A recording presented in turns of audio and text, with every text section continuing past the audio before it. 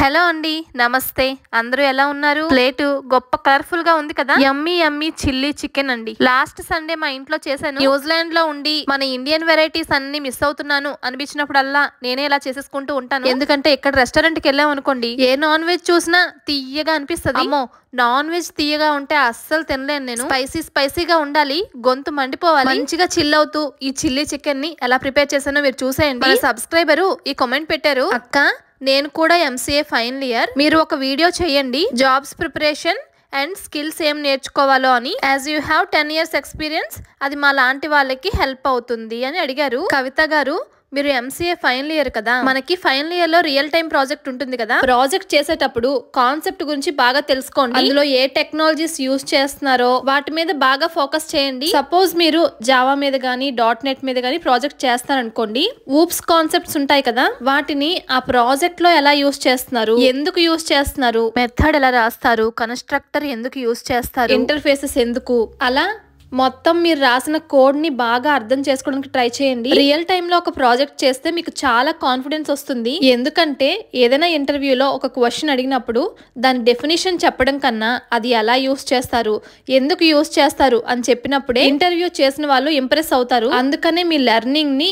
ఈ real time project తోనే start చేయండి. మన ఫ్రెండ్స్ చేశారు కదా అని చెప్పి వాళ్ళ దగ్గర కాపీ తీసుకొని మనం కూడా ప్రాజెక్ట్ ని సబ్మిట్ చేసేస్తూ ఉంటాము. కాలేజ్ టైంలో ఇలాంటి చిన్న చిన్న మిస్టేక్స్ చాలా ఇంపాక్ట్ అవుతాయి. బీటెక్ వాళ్ళైనా ఎంసీఏ వాళ్ళైనా రియల్ టైం ప్రాజెక్ట్ మీద ఫోకస్ చేయండి. వన్స్ మీ ఎంసీఏ గానీ బీటెక్ గానీ కంప్లీట్ అయిపోయిన తర్వాత ఫస్ట్ మీరు చేయాల్సింది మంచిగా రెజ్యూమ్ ప్రిపేర్ చేసుకోవడం, మీ స్కిల్స్, ఎడ్యుకేషన్, మీ రియల్ టైం ప్రాజెక్ట్ ఏదైతే చేశారో దాని గురించి కొంచెం ఎక్స్ప్లెనేషన్, ఇవి బాగా హైలైట్ చేయండి. ఆ తర్వాత నౌకరీలో, లింక్డ్ఇన్ లో, ఇండీడ్ లో అన్నిట్లోని మీ రెజ్యూమ్ ని పోస్ట్ చేయండి. ఆ తర్వాత మీ కజిన్స్ లో గానీ, మీ రిలేటివ్స్ లో గానీ, మీ ఫ్రెండ్స్ లో గానీ ఎవరైనా ఐటీ ఫీల్డ్ లో ప్రొఫెషనల్ గా సెటిల్ అయిన వాళ్ళు ఉంటే వాళ్ళని మాత్రం తప్పకుండా రీచ్ అవుట్ అవ్వండి. వాళ్ళ దగ్గర నుంచి సజెషన్స్ తీసుకోండి. మీ రెజ్యూమేని వాళ్ళకు కూడా షేర్ చేయండి. వాళ్ళ వర్క్ చేసే కంపెనీల్లో ఏవైనా ఫ్రెషర్స్ కి ఆపర్చునిటీస్ ఉంటే మీకు తప్పకుండా చెప్తారు. ఈ విషయంలో మాత్రం అస్సలు మొహమాట పడద్దు. ఎందుకంటే మీరు కెరీర్ లో సెటిల్ అవ్వాల్సిన టైం అది. ఆ టైం ని అస్సలు వేస్ట్ చేసుకోకూడదు. మీకు జాబ్ వచ్చే వరకు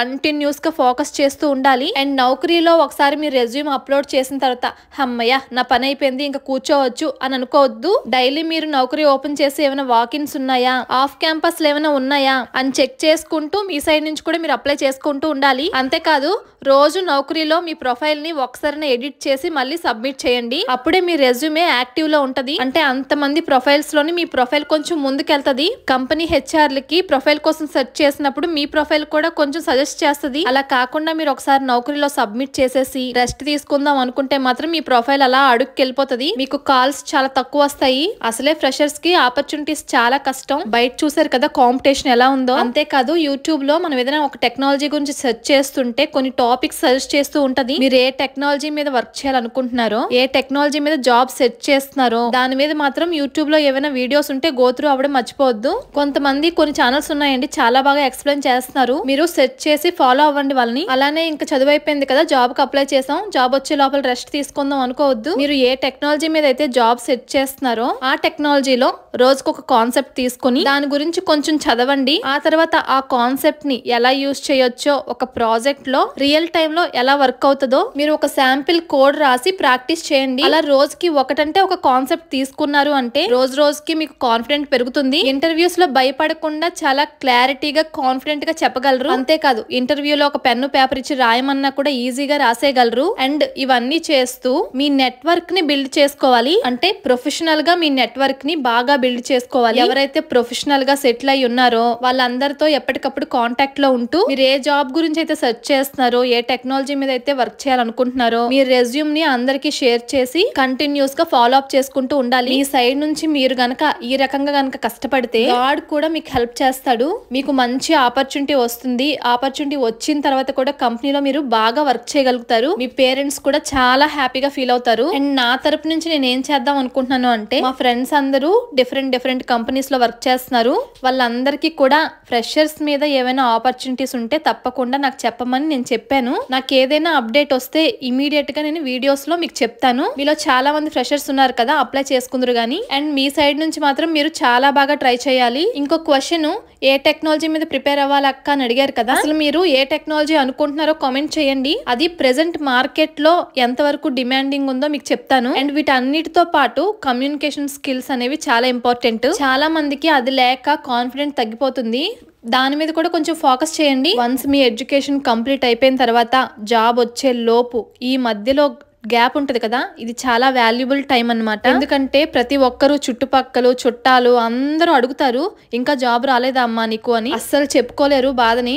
చాలా డిసప్పాయింట్ లో ఉంటారు. అనవసరంగా కోపాలు బీపీలు వచ్చేస్తూ ఉంటాయి చుట్టాల మీద. బట్ వాళ్ళు మన మంచి కోసమే అడుగుతారు. మీరు అవేం పట్టించుకోవద్దు. ఫోకస్ అంతా జాబ్ వచ్చేంత వరకు మీరు ఏమేం చేయాలో వాటి మీదే ఉండాలి. ఇంకా ఏదైనా డౌట్ ఉంటే కామెంట్ చేయండి. ఇంకా చాలా విషయాలు మాట్లాడాలని ఉంది.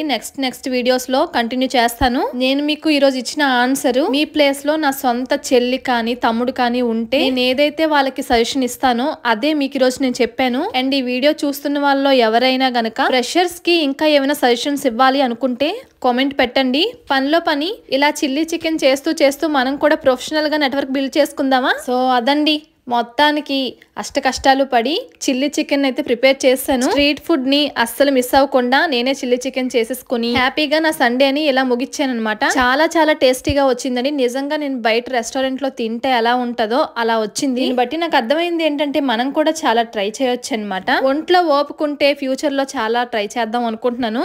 మాతో పాటు మా పిల్లలు కూడా లాగిచ్చారు. అంత బాగుంది, మీరు కూడా ట్రై చేసేయండి. అలానే ఈ వీడియోకి ఒక లైక్, మన ఛానల్ కి ఒక సబ్స్క్రైబ్, అదే చేతితోటి మన ఫ్రెషర్స్ కి ఒక కామెంట్ కూడా చేసేయండి. ఉంటాను.